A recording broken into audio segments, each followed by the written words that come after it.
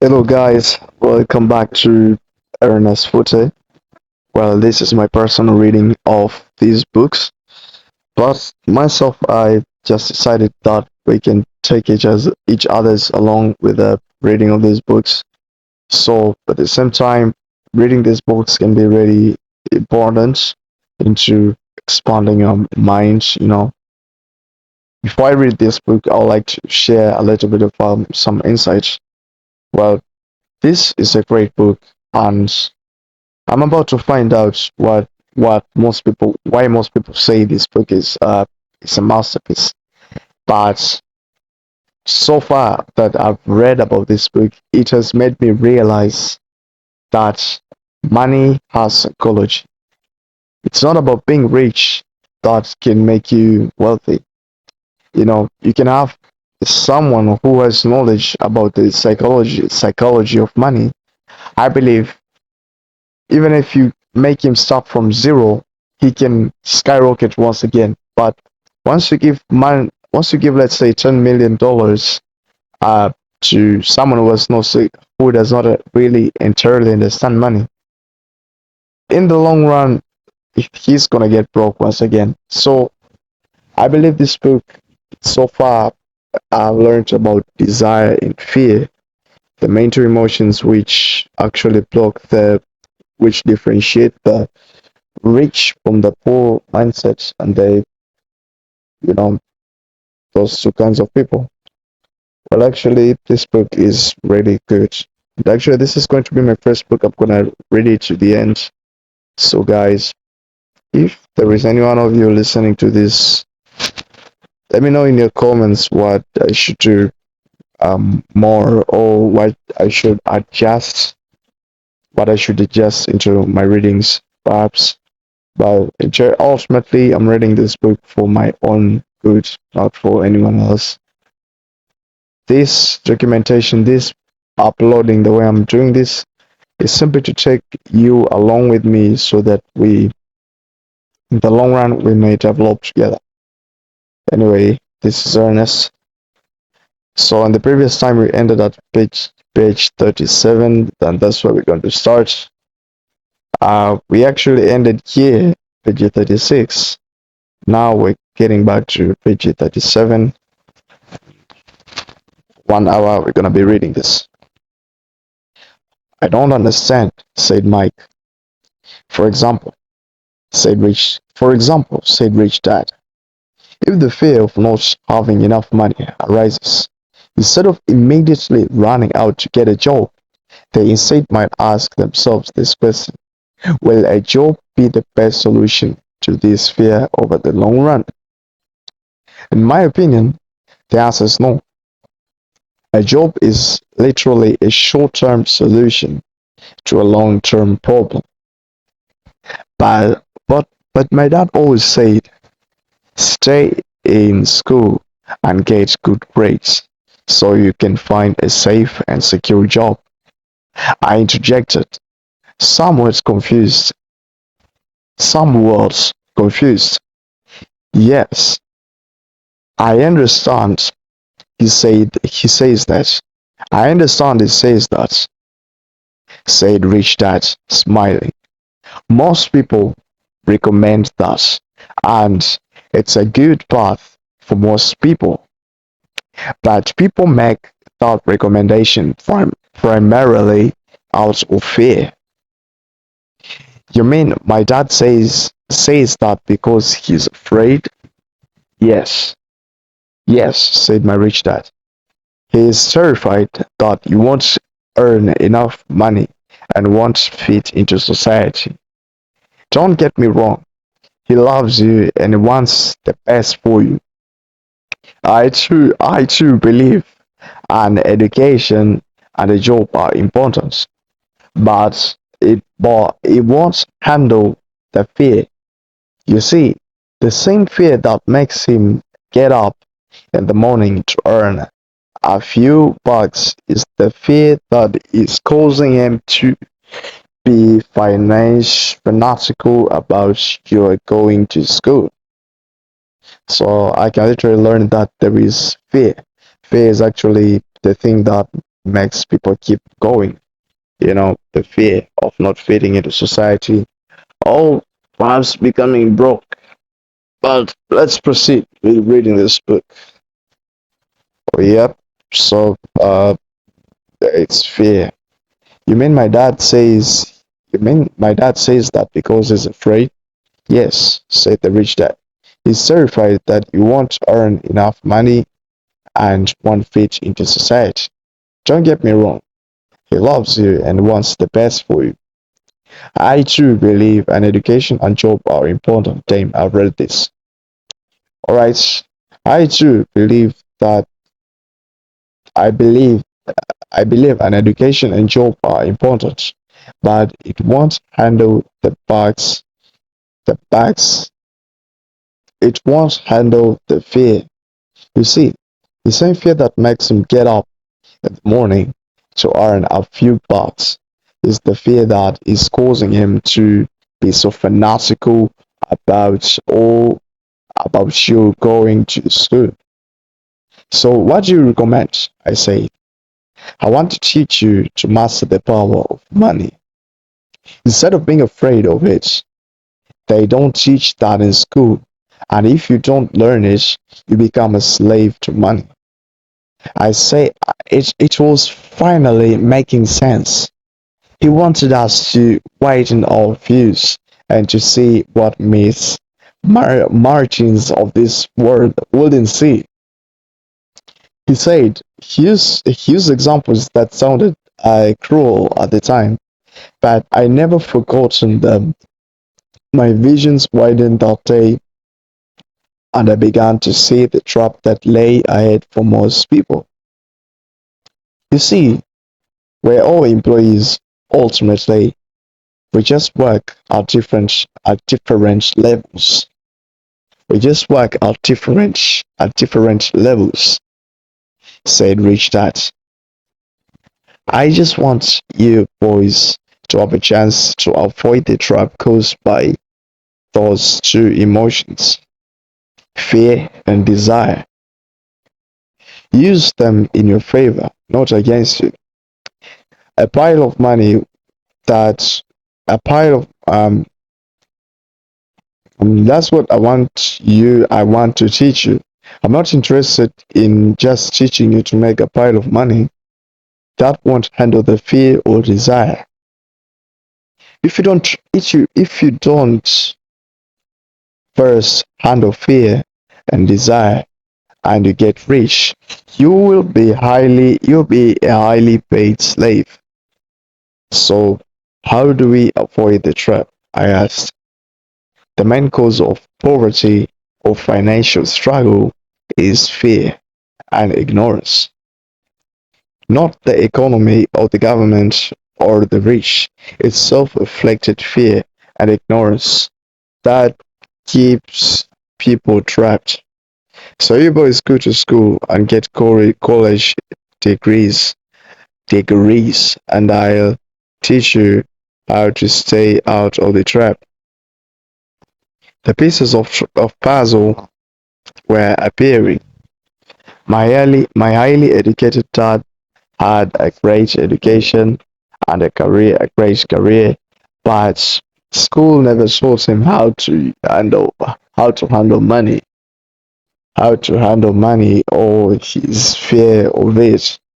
It became clear that I could learn different and important things from two fathers. So, so you've been talking about the fear of not having money. How does the fear, how does the desire for money affect our thinking? Mike asked. How do you feel when I tempted you with a pay raise? Did you notice a desire rising? We nodded our heads. By not giving in your emotions, you are able to delay your reactions and think. That is important. We will always have emotions of fear and greed. From here on in, uh, It's imperative for you to use those emotions to your advantage, and for the long term, to not let your emotions control your thinking. Most people live their lives chasing paychecks, pay raises, and job security because of the emotions of desire and fear. Not really questioning not really questioning where these emotion driven thoughts are leading them. It's just that the picture of the donkey dragging a cart with its owner dangling a carriage just in front of its nose. The donkey owner may be going where he wants to, but the donkey is chasing an illusion. Tomorrow there will only be another carriage for the donkey. You mean the moment I picture a new baseball glove, candy, toys, there's like a character donkey, my guess. Yes. And as you get older, your toys get more expensive. A new car, a boat, a big house to impress your friends, said Rich Dad with a smile. Fear pushes you out of the door, and desire calls to you. That's the trap. So, what's the answer? Mike asked. What intensifies fear and desire is simply ignorance. That is why rich people with lots of money often have more fear the richer they get. Money is the carrot, the illusion. If the money could see the if the donkey could see the whole picture, it, it might rethink its choice to chase the carrot. Richard went on to explain that humans' life struggle between ignorance and elimination. He explained that once a person stops searching for information and self-knowledge, ignorance sets in. That struggle is a moment-to-moment decision to learn, to open or close one's mind. Look, sorry, look, school is very important. School is very important. You go to school and learn a skill or a profession to become a contributing member of the society. Every culture needs doctors, teachers, needs teachers, doctors, mechanics, artists, cooks, business people, police officers, firefighters, and soldiers. Schools train them so society can thrive and flourish, uh, said Rich Dad. Unfortunately, most for many people, school is the end, not the beginning. There was a long silence. Rich Dad was smiling, and I didn't comprehend everything he said that day. But as with most great teachers, his words continued for to teach for years.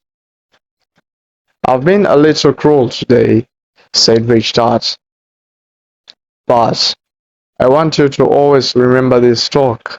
I want you to always think to Miss Martin, and I want you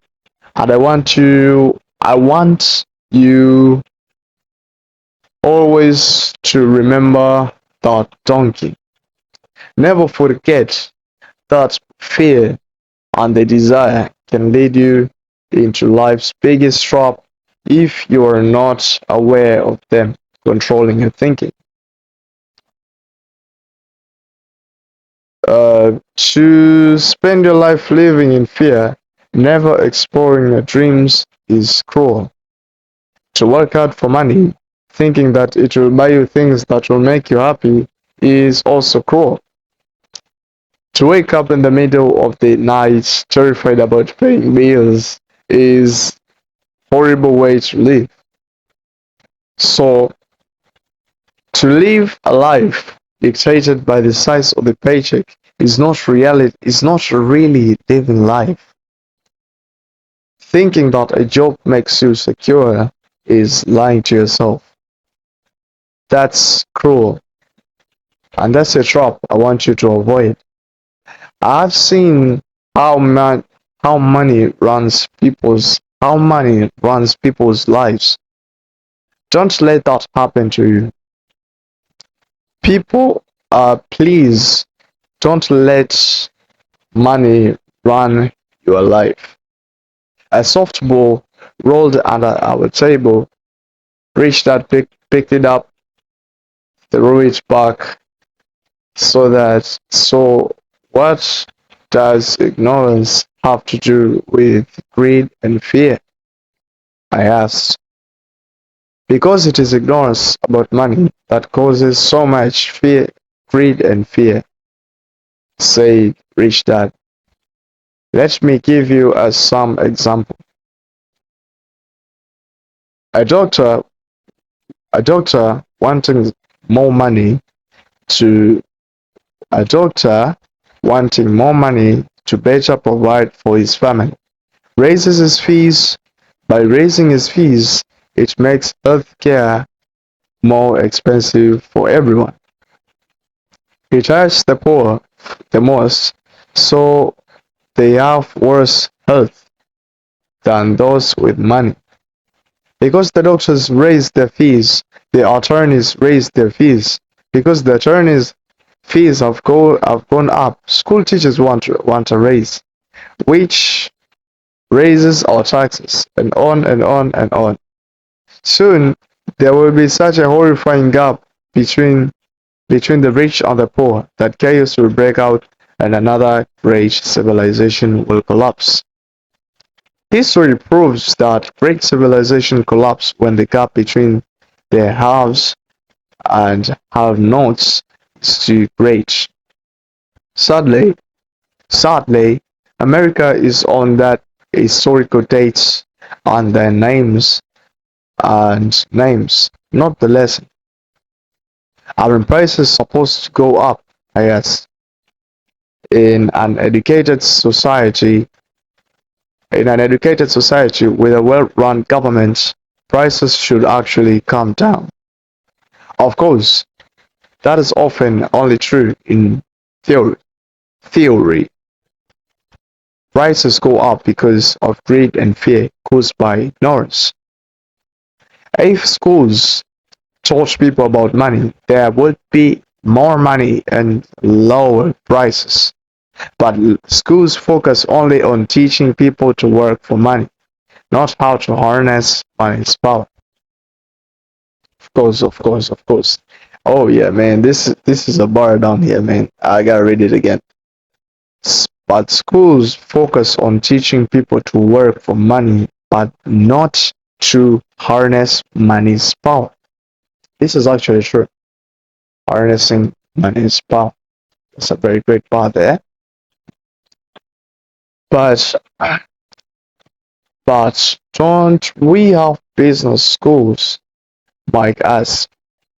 And haven't you encouraged me to go to my MBA? Yes, said Rich Dad. But all too often, business schools train employees to become sophisticated bean counters. Heaven forbid a bean counter takes over a business. All they do is look at the numbers, fire people, and kill the business. I know this because I had bean counters. Whoa! All they think about is cutting costs and raising prices, which cause more problems. Bean counter bean counting is important. I wish more people knew it, but it too is not the whole picture. Added Rich Dad angrily.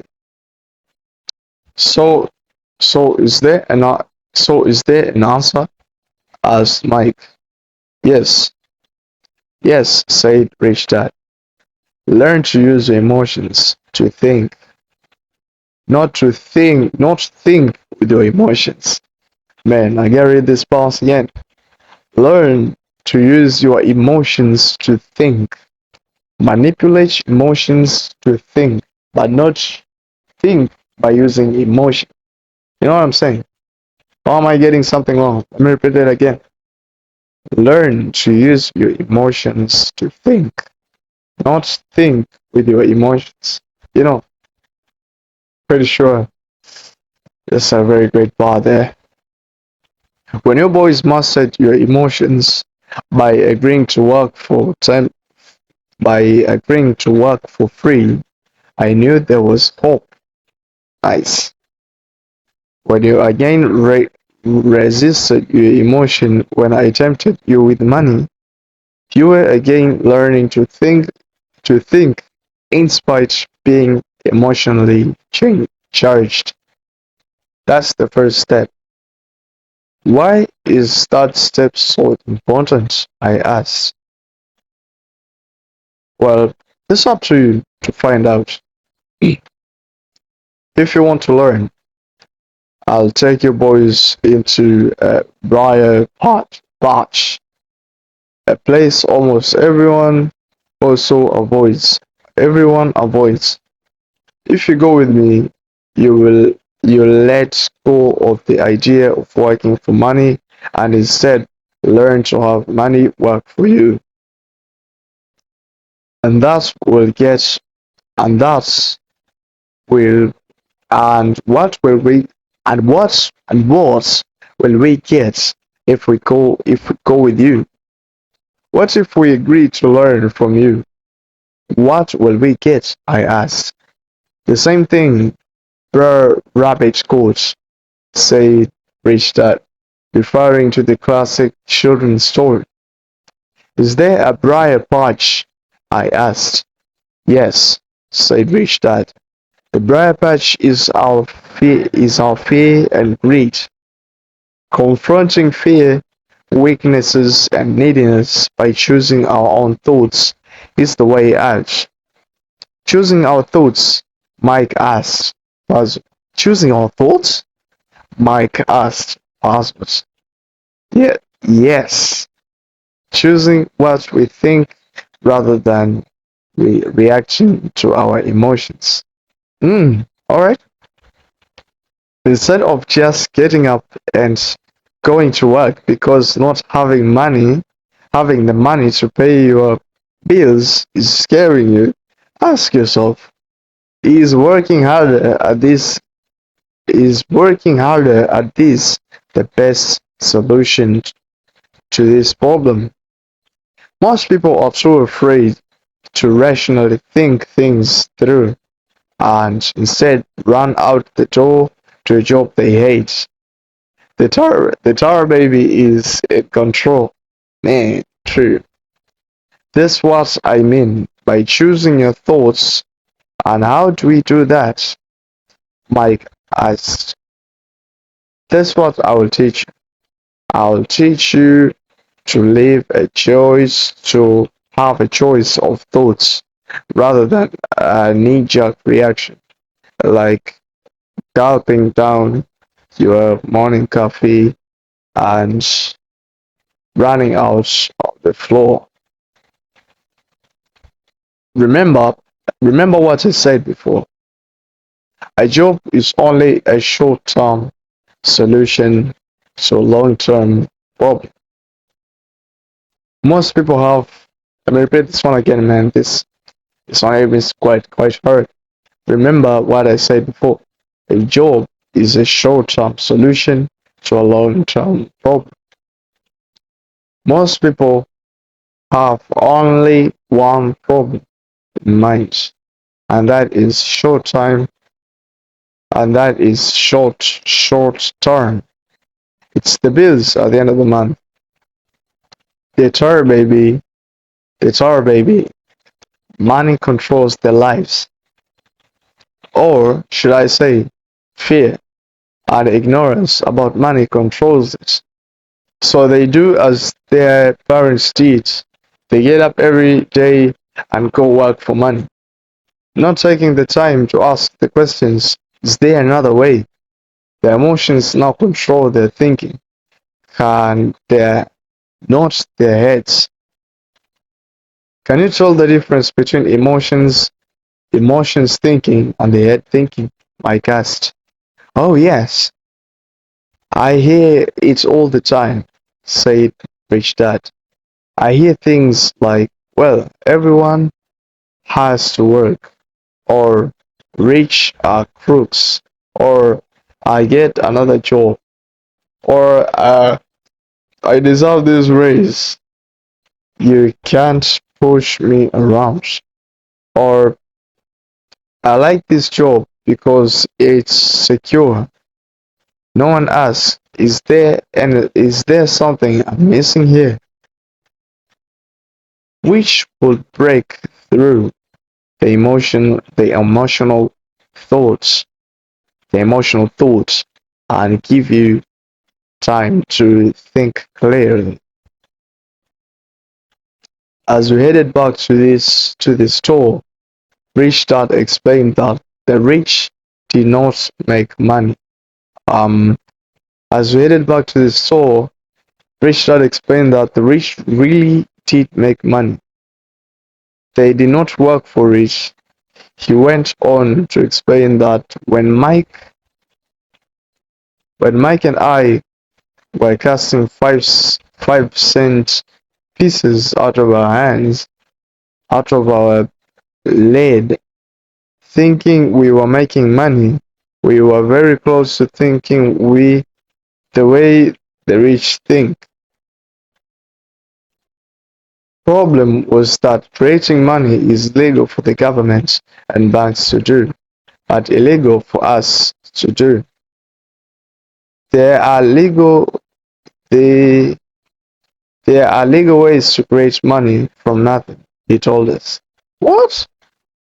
Truly like carrot from the donkey. Oh man, really?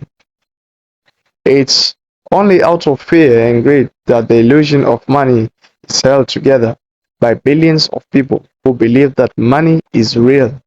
It's not. Money is really made up. It is only because of the illusion of the confidence and ignorance of the masses that this house of cards stands. He talked about the cold stands that America was on, and that each dollar bill was actually a silver certificate that America was on. And each dollar bill, certificates. Oh, what concerned him was the rumor that we will someday go off the gold standard, and dollar our dollars would be longer, would be longer, would be no longer, will no longer be backed by something tangible. If that happens, boys, all hell will break loose. The poor, the middle class, the ignorant will have their lives ruined simply because they will continue to believe that money is real and that the company they work for or the government will look after them. We really did not understand what he was saying that day, but over the years it's made more and more sense. Alright, so here's the title. It says, Seeing What Others Miss. As he climbed into his pickup truck outside his convenience store, Rich Dad said, Keep working, boys. Keep working, boys. But the sooner you forget, about needing a paycheck, the easier your adult life will be. Oh, keep using your brain. Work for free, and soon your mind will show you ways of making money far beyond that I could ever I could ever pay. You will see things that other people never see. Most people never see these opportunities because they're looking for money and security. So that's all they get. The moment you see one opportunity, you see them for the rest of your life. Thank you. The moment you see, I'm going to repeat this part once again. The moment you see one opportunity, you see them for the rest of your life. The moment you do that, I'll teach you something else. Learning this, and you will avoid one of the life's biggest traps. Mike and I picked up things from the store and waved goodbye to Miss Martin. We went back to the park, to the same picnic bench, spent several more hours thinking and talking. We spent the next week at school thinking and talking too. For 2 more weeks, we kept thinking, talking, and working for free. At the end of the second Saturday, I was again saying goodbye to Miss Martin and looking at the comic book stand with the comic book stand with longing gaze. The hard thing about not even getting 30 cents every Saturday was that I didn't have any money to buy comic books. Suddenly, Miss Martin said goodbye to Mike and me. I saw her do something I'd never seen her do before. Miss Martin was cutting the front page of the comic book in half.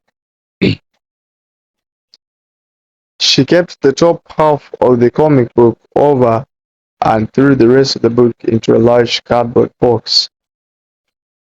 When I asked her what she did with the comic book, she said I throw them away. I just give the top half of the cover to the comic book distributor for credit. When he brings in new comics, he's coming in an hour. Mike and I waited for an hour. Oh shit. Alright. Mike and I waited for an hour. Soon the distributor arrived and I asked him if we could have the comic books. To my delight, he said, "You can have them if you work for this store. I do not resell them." Remember our old business partnership? Well, Mike and I revived it. Using a spare room in Mike's basement, I began peeling hundreds of comic books in that room. Soon, our comic book library was open to the public.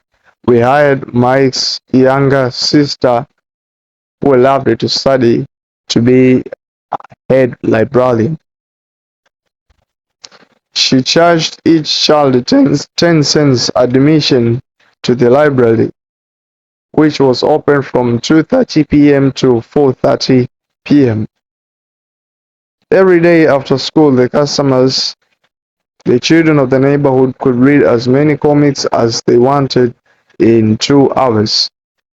It was a bargain for them since a comic cost 10 cents each, and they could read 5 or 6 in 2 hours. Mike's sister would check the kids as they left to make sure they weren't borrowing any comic books. She also went to the she also kept the books, logging in how many kids showed up each day, who they were, and any comments they might have. Mike Mike and I averaged 9.5 $9.50 per week over a 3-month period. We paid his sister $1 a week and allowed her to read comics for free, which she rarely did since she was always studying. Mike and I kept our agreement by working in the store every Saturday and collecting all the comic books from the different stores. We kept our agreement to the distributor by not selling any comic books. We burned we burned them once they got too tattered. We tried opening a branch office, but we could never quite find someone as trustworthy as dedicated Mike's sister. At the early age, we found out how hard it was to find a good staff.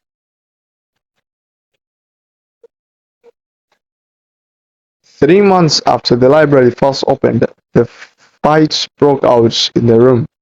Some bullies from another neighborhood pushed their way in, and Mike's dad suggested we shut down the business. So our comic book business shut down and we stopped working on Saturdays at the convenience store. But Rich Dad was excited because he had new things he wanted to teach us. He was happy because we we had learned our first lesson so well. We learned to make money work for us.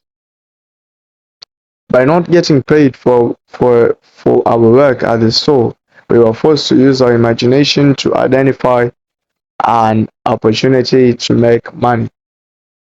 By starting our own business, the comic book library, we were in control of our own finances, not dependent on the employer.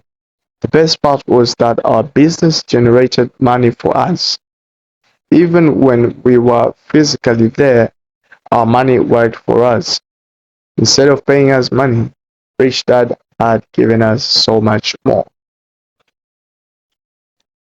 Alright, guys, so oh, it's a chapter down. We're done with the chapter one and left with some sort of 6 chapters. I'm not really sure, but the book is so huge. And right now we are at page 44 out of 195. We're not even halfway there, but we're somehow quarter. I can say quarter way there. Oh, let's proceed. Chapter 2, Lesson 2. Why teaching financial literacy? Why do these people teach financial literacy? It's not how much money you make, it's how much money you keep. In 1990, Mike took over his father's empire. Wait, Mike took over his father's empire and is, in fact, doing a better job than his dad did. We see each other once or twice a year on a golf course. He and his wife are wealthier than you could imagine. Rich Dad's empire is in great hands. Mike is now grooming his son to take his place as his dad had groomed us. In 1994, I retired at the age of 47 and my wife Kim was 37. Retirement does not mean not working. For us, it means bearing unforeseen what the cataclysmic changes. We work, we can work, but not work, and our wealth grows automatically. Staying ahead of inflation, our assets are large enough to grow by themselves. It's like planting a tree. You water it for years, and then one day it doesn't need you anymore.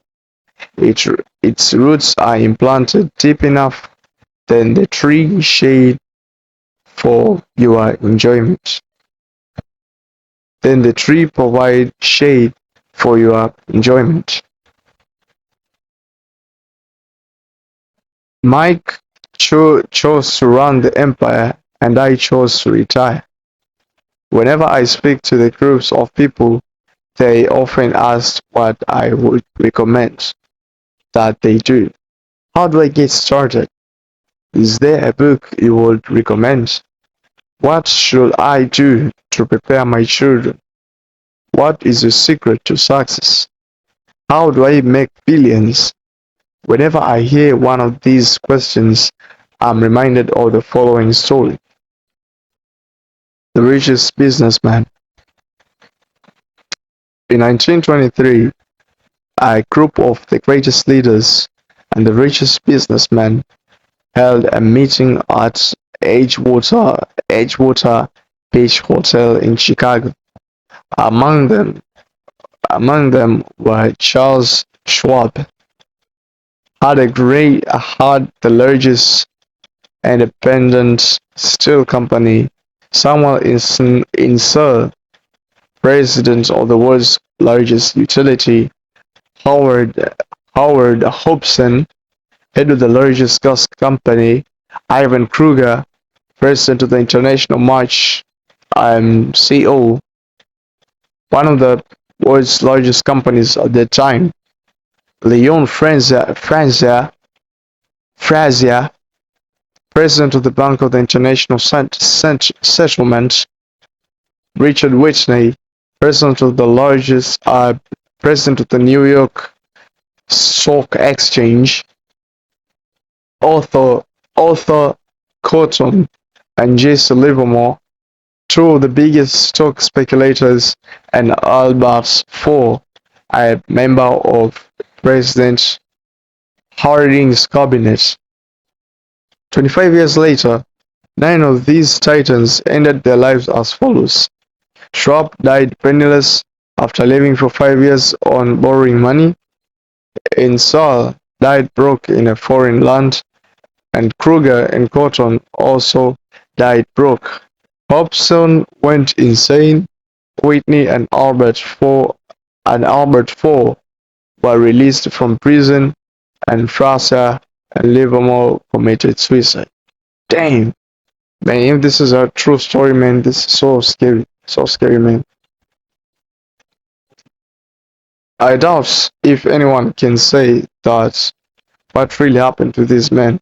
If you look at the date, 1923, it was just before the 1929 market crash and the Great Depression, which I suspect had a great impact on these men and their lives.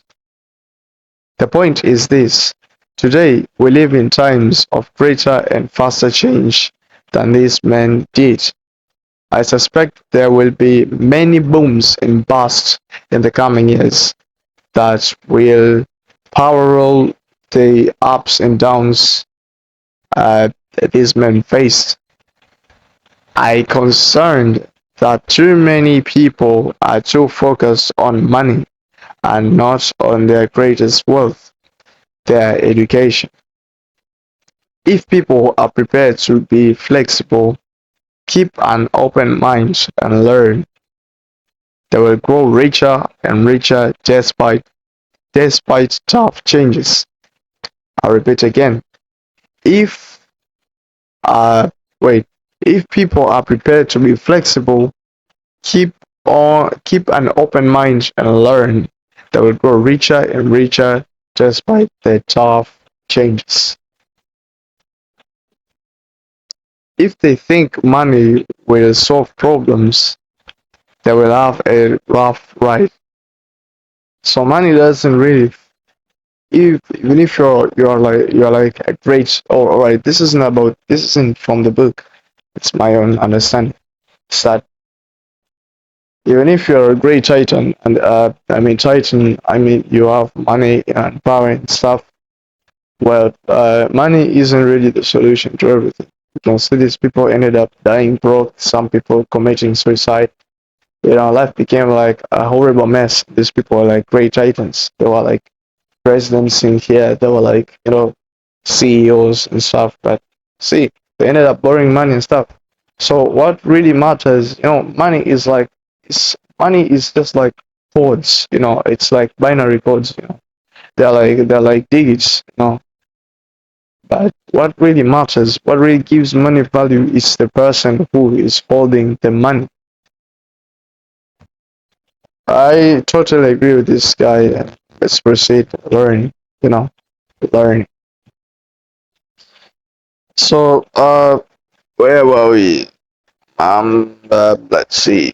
Uh, if they think, all right. So, I will reread the last parts. I said, if they think money will solve problems, they will have a rough ride. Uh, they'll have a rough ride. God, intelligence solves problems and produces money. Money without financial intelligence is money soon gone.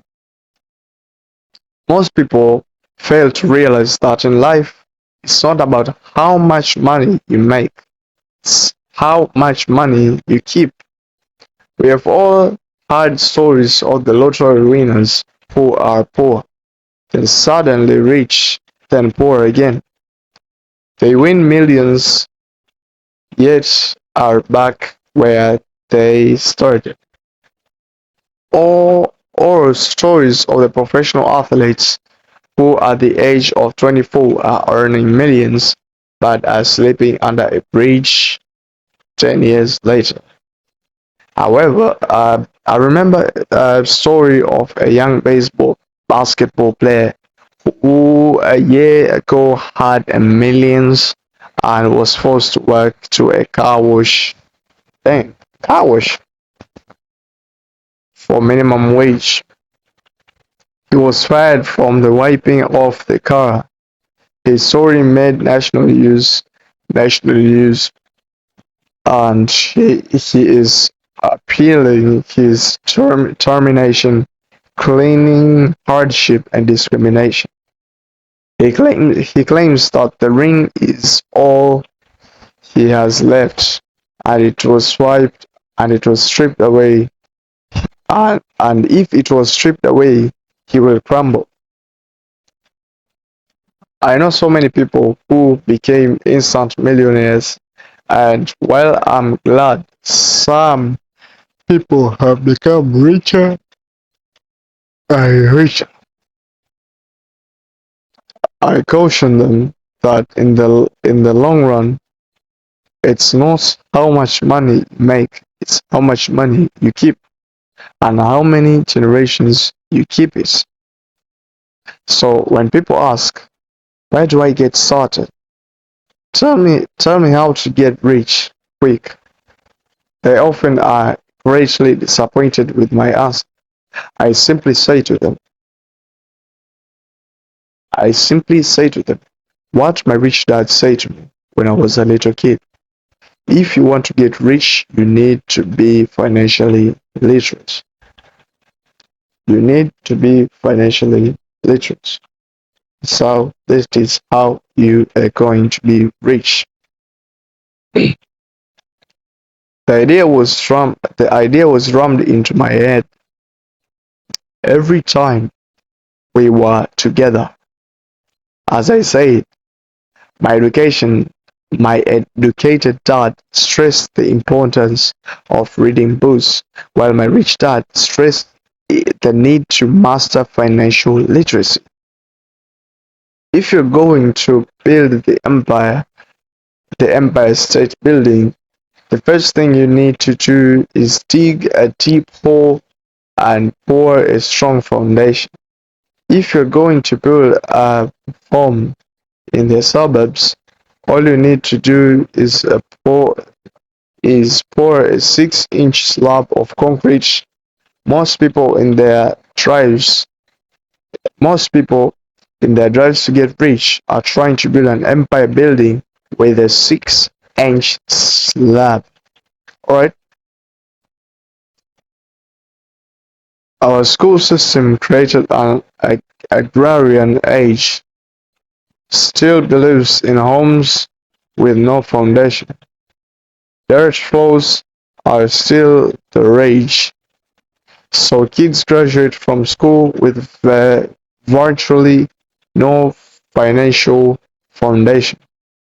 One day, I sleepless, deep in debt in suburbia, living the American dream. They decide that the money to their financial problems is to find a way to get rich quick. Construction of the skyscraper begins. It goes up quickly, soon and soon. Instead of the Empire State Building, we have the learning tower of suburbia. The sleepless nights return. As for Mike and me, in our adult years, both of our choices were possible because we were taught to pour a strong financial foundation when we were just kids. Accounting is possibly the most confusing, boring as subject in the world. But if you want to get to be rich long term, it will be the most important subject. For Rich Dad, the question was how to take a boring and confusing subject and teaching it to the kids. The answer he found was to make it simple by teaching it in pictures. A Rich Dad poured a strong financial foundation for Mike and me. Since we were just kids, he created a simple way to teach us. For years, he only drew pictures and used few words. Mike and I understood the simple drawings, the jargons, the movement of the monkey. Then, in later years, Rich Dad began adding numbers. Today, Mike has gone on to master much more complex and sophisticated accounting analysis because he had to in order to run his empire. I'm not as sophisticated because my empire is smaller, yet we come from the same simple foundation over the following pages. I offer you the same simple line drawings Mike had created for us. Though basic, though basic, those drawings help me guide two little boys in building sums of wealth on solid and deep foundation. Yeah, guys. So, as much I've learned about everything I've learned today, well, I've learned among the episodes that I've actually learned so far. I think this episode of today, well, I've learned a lot more stuff, which are actually more practical. So I've actually learned that we need to have financial literacy, and that's something that most of us we lack. I can say that most people who are struggling financially have been blindfolded from financial literacy. Well, I would like to. Okay, all right. For today, we're done. Tomorrow, I will start from this title right here. Rich people acquire assets. The poor, middle class, the poor and the middle class acquire liabilities that they think are assets. I'll start from here, but I like to give a short testament. But I know none of you will have reached this far because I don't know if people really listen to these audiobooks like of mine. But if you reach so far, I would like to give a testimony. You know, like 2 days ago, I was passing around into our streets with my friend. I was on a motorbike with him, and we were just crossing the streets, and suddenly we met this dude. He was standing somewhere, and he recognized my friend, and we pulled over and went to that dude, and he was like, "Hey, this is my doctor. He used to treat me ever since I was so young, so he literally knows me. I used to be so oftenly sick, so you become so oftenly sick till you become friends with the doctor."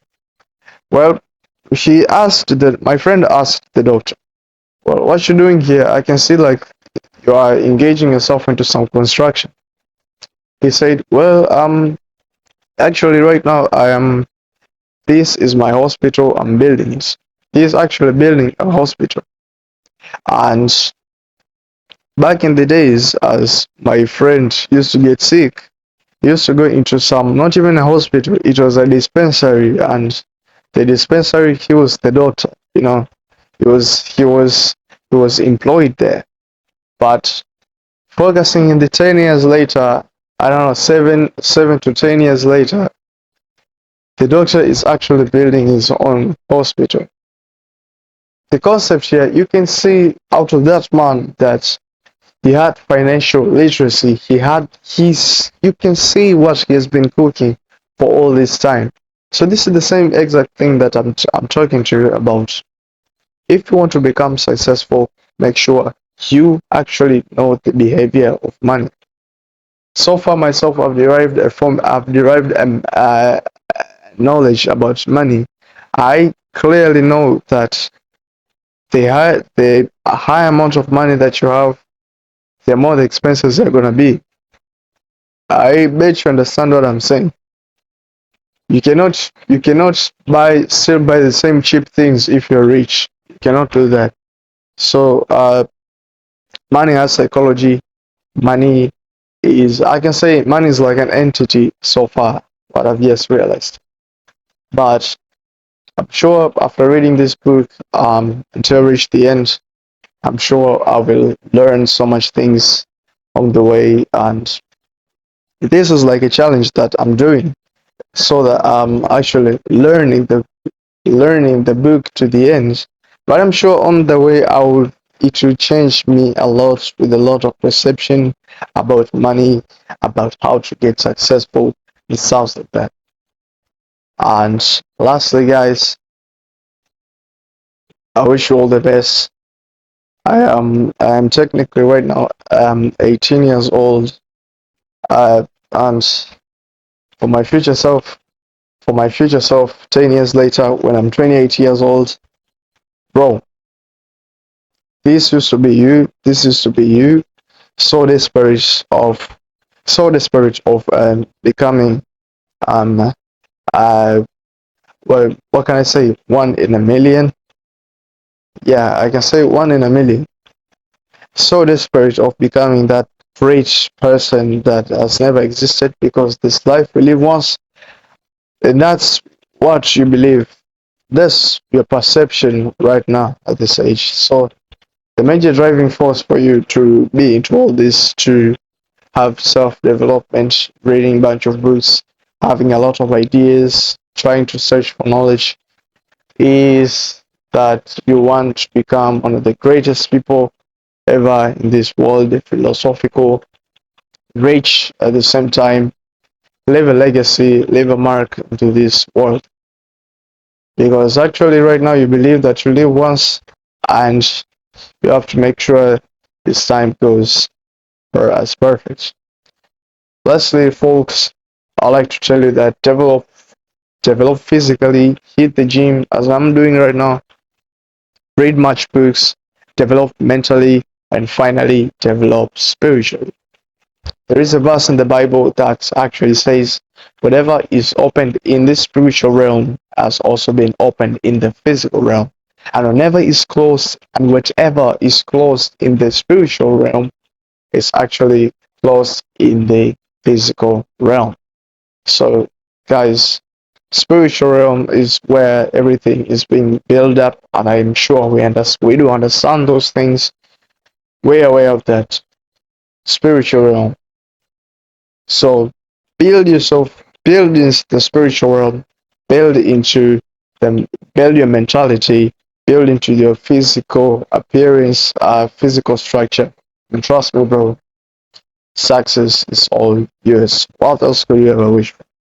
So, guys, this is a 1 hour talk with me. So today we have reached to page 47. We have just made a progress of 14 pages. Not bad for an hour. Not bad at all. If you found some value into this, uh, if you found some value into this, would you please subscribe to my channel? so that you can see by this age that I keep on aging, I keep on improving myself, so that one day you find this nigga successful, and you're not gonna ask some questions. You're gonna see all this progress. For me, it's not gonna be a surprise, you know. So alright, I wish you all the best. God loves you all. Bye.